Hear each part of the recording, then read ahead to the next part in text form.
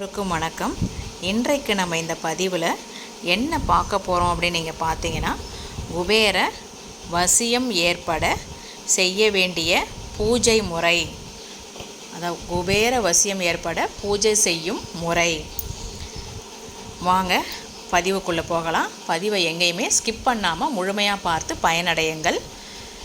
செல்வ செழிப்பில் சிறந்து விளங்க வேண்டும், பணவரவு அதிகரிக்க வேண்டும் என்று பல முயற்சிகளை செய்பவர்கள் குபேரரையும் சேர்த்து வழிபடும்போது குபேர பகவானின் அருளால் விரைவிலேயே நம்முடைய வருமானம் அதிகரிப்பதற்குரிய வாய்ப்புகள் உண்டாகும். அப்படி குபேர பகவானை வழிபடும் எளிமையான முறையை பற்றி தான் இந்த பதிவில் நாம் பார்க்க இருக்கின்றோம். பணத்திற்கு அதிபதியாக திகழக்கூடியவர் மகாலட்சுமி தாயார்.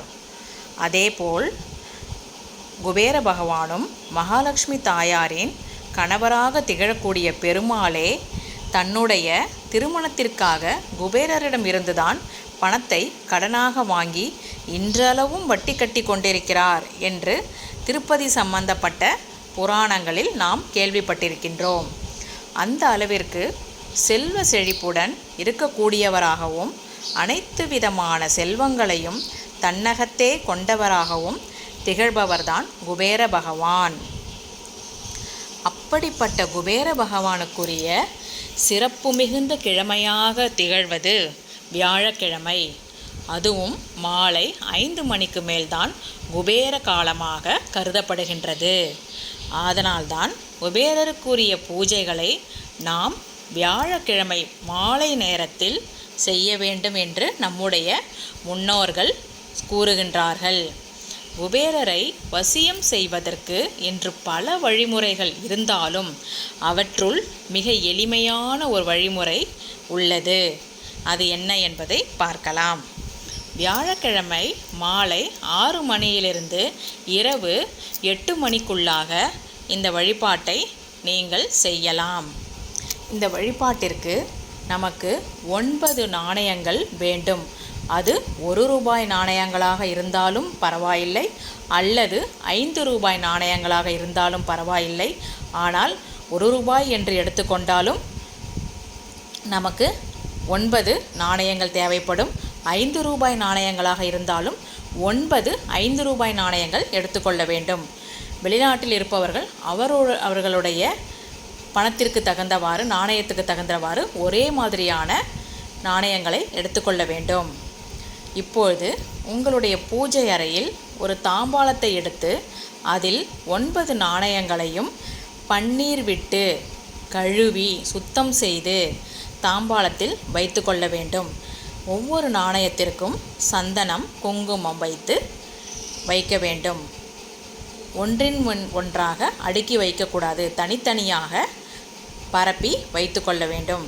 பிறகு அந்த ஒவ்வொரு நாணயத்திற்கு மேலும் ஏதாவது ஒரு வாசனை மலர்களை வைத்து கொள்ளுங்கள்.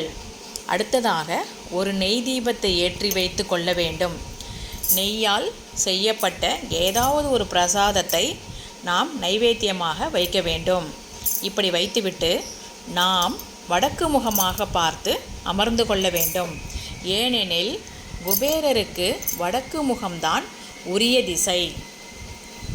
நம்முடைய கையில் வாசனை மிகுந்த மலர்களை வைத்துக்கொண்டு ஓம் குபேராய வசி வசி என்னும் மந்திரத்தை 108 முறை கண்களை மூடி மனதார கூற வேண்டும்.